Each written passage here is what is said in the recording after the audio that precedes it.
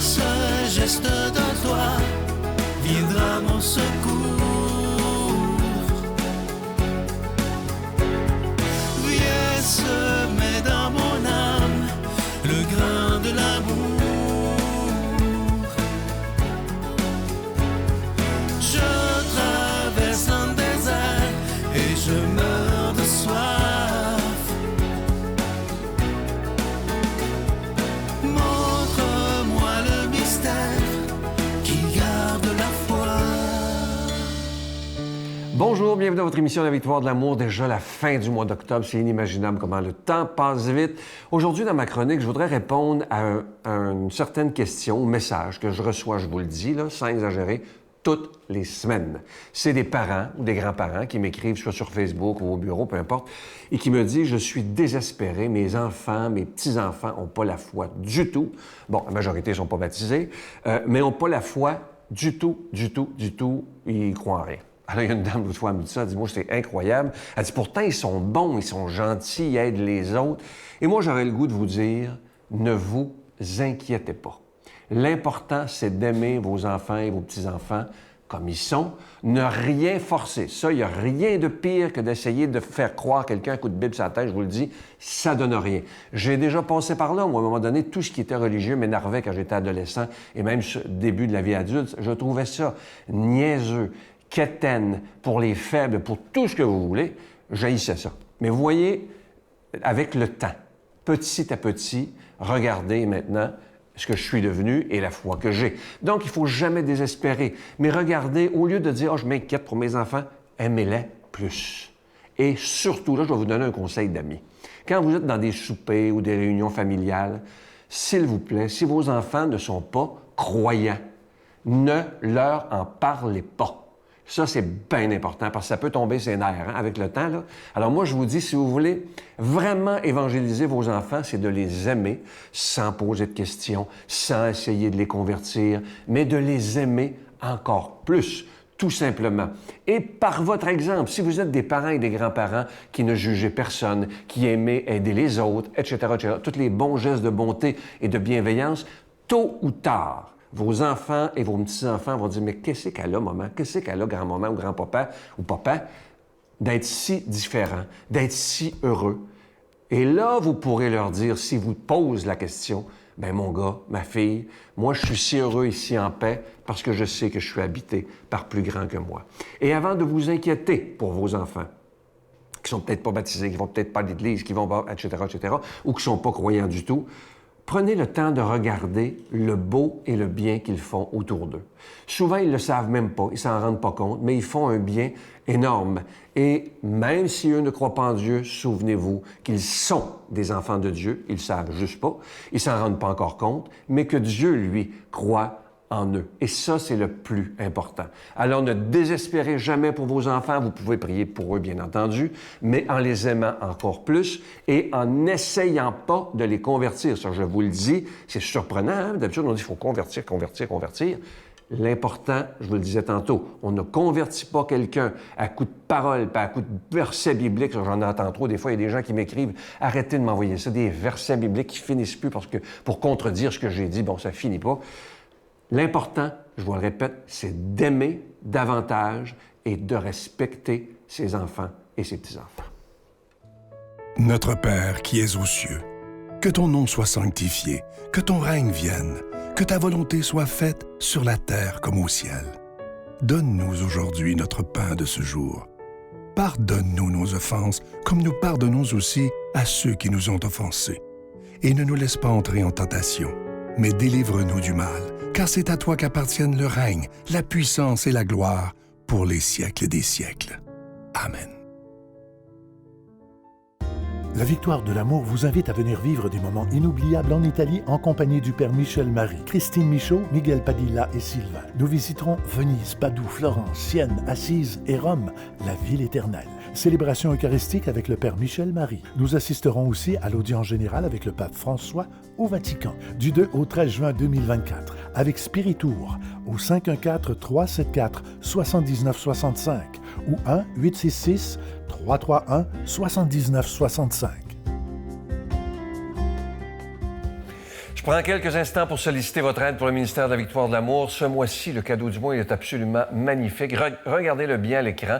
Il s'agit du pendentif de la lumière divine. C'est en pierre, en cristal tchèque, et ça vient avec une chaîne en acier inoxydable, donc ça ne ternira pas. Ce bijou, il est déjà béni, et vous savez que vous le recevrez avec un don de 25 $, et si vous en voulez deux, avec un don de 40 $. Je vous rappelle que vous recevrez un reçu pour fin d'impôt, et je vous donne l'adresse en vous remerciant d'avance de votre grande générosité. La Victoire de l'Amour, case postale 120, succursale Boucherville à Boucherville, le J4B 5E6, je vous la redonne. La Victoire de l'Amour, case postale 120, succursale Boucherville à Boucherville, le J4B 5E6. Également par téléphone, par carte de crédit du lundi au vendredi de 8h30 à 16h30 dans le 514-523-4433, 523-4433 ou sans frais le 1-888-811-9291, 1-888-811-9291 et aussi sur notre site Internet. Vous savez que c'est la façon la plus sécuritaire, rapide et efficace de faire votre don, le www.lavictoiredelamour.org. Alors, je vous rappelle ce magnifique cadeau. Regardez-le à l'écran, c'est vraiment d'une grande qualité. Ce beau pendentif de la lumière divine qui est en cristal tchèque et la chaîne est incluse qui est en acier inoxydable, donc ça ne ternira pas et c'est des beaux cadeaux à faire pour Noël. Je vous rappelle également, ça c'est important que je ne l'oublie pas, à la demande générale, la Croix de l'Espérance est de retour seulement jusqu'à la fin décembre et aussi à votre demande, le bracelet en pierre volcanique que vous voyez à l'écran est revenu jusqu'à la fin décembre également. Merci de votre grande générosité et de votre prière.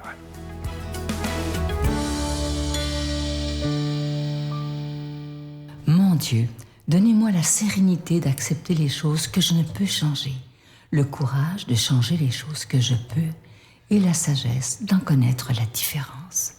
Amen. Aujourd'hui, la parole de Dieu est proclamée par notre ami, l'abbé Éloi Giard.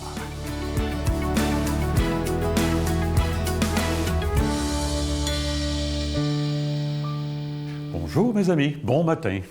Tout heureux d'être avec vous. Hey, 30 octobre, c'est la veille de l'Halloween. On est lundi, je ne sais pas s'il y a des gens qui ont passé hier ou ça va se faire demain. En tout cas, je ne sais pas si vous êtes comme moi, mais ça fait longtemps que ça ne me dit plus grand-chose, cette fête-là. Mais je comprends que les enfants, pour eux, ce soit important.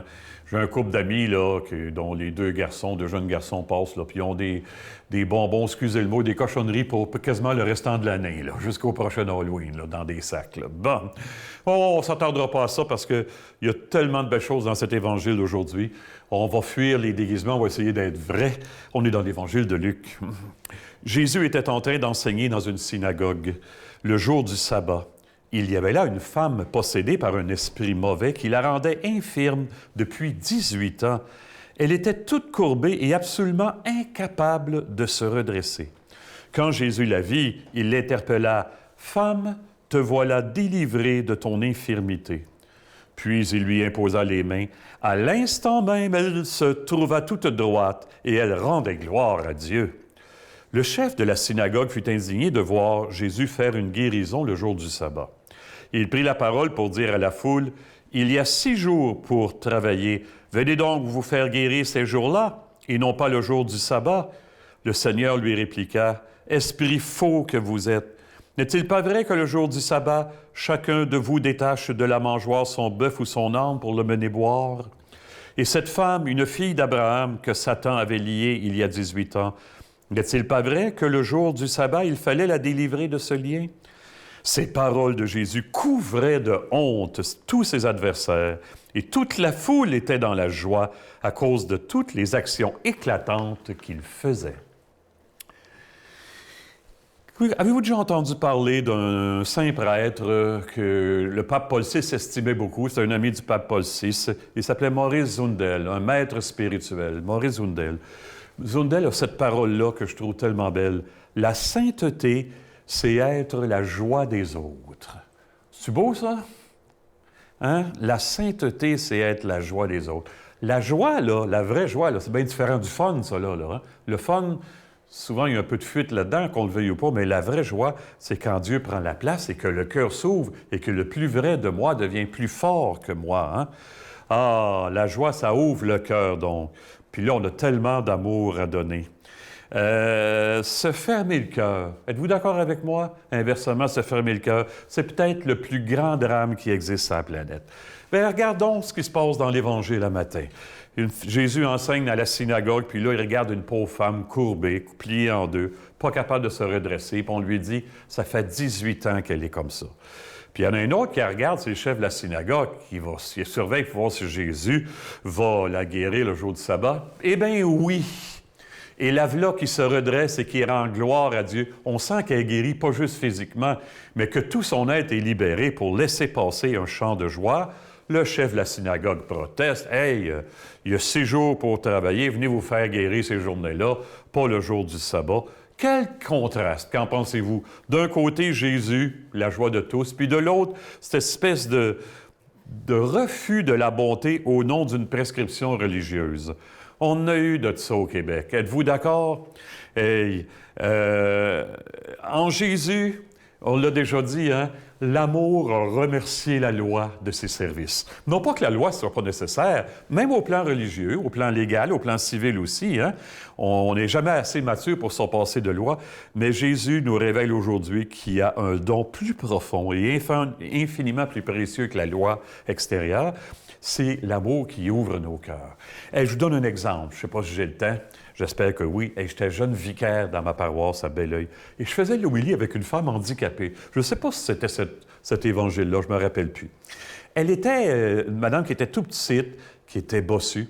Mais quel sourire, toujours coquette, toujours avenante. Ah, elle était tellement fine. Puis là, on avait préparé l'homélie, un peu pour parler de ça. Puis là, je commence, j'avais dit, je vais te poser 3-4 questions. Puis là, je commence en disant, toi, en tant qu'handicapé, elle m'arrête. Devant tout le monde, elle m'arrête. J'aimerais mieux que tu dises en tant que personne handicapée. Parce que si tu me dis en tant qu'handicapé, tu me dis que c'est d'abord un handicap que tu vois en moi.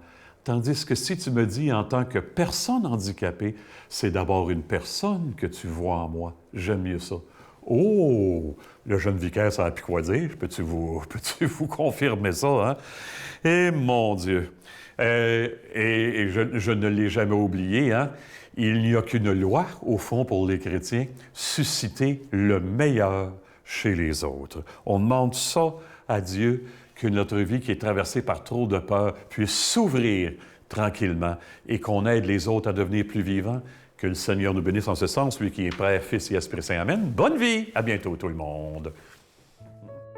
Je vous salue, Marie, pleine de grâce. Le Seigneur est avec vous. Vous êtes bénie entre toutes les femmes, et Jésus, le fruit de vos entrailles, est béni.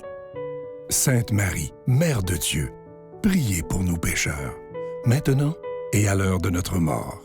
Amen.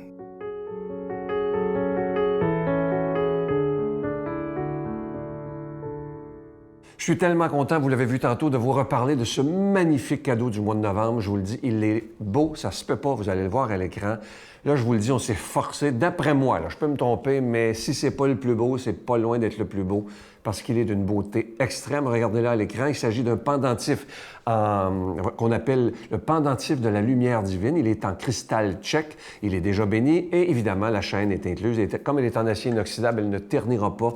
Ça, je vous dis, c'est un cadeau à se faire, mais à faire. C'est Noël qui s'en vient là, dans un mois, moins de 2 mois. C'est le temps de faire ces cadeaux de Noël. Alors, et évidemment, quand vous faites vos cadeaux de Noël avec la victoire de l'amour, vous nous aidez à pouvoir continuer à annoncer la parole de Dieu. Et c'est important plus que jamais avec ce qu'on vit dans le monde présentement. Je vous le disais la semaine dernière, il nous faut plus que jamais, nous les croyants, investir dans notre foi pour être des protecteurs et des défenseurs de la foi. Et nous sommes responsables, vous et moi, parce qu'on a la foi, d'annoncer ce Jésus qui est le prince de la paix. Bye. Il y a une grande recherche qui a été faite à l'Université d'Harvard qui disait les relations qu'on entretient avec les autres, c'est le facteur numéro 1 du bonheur. Et la solitude, c'est le plus grand tueur.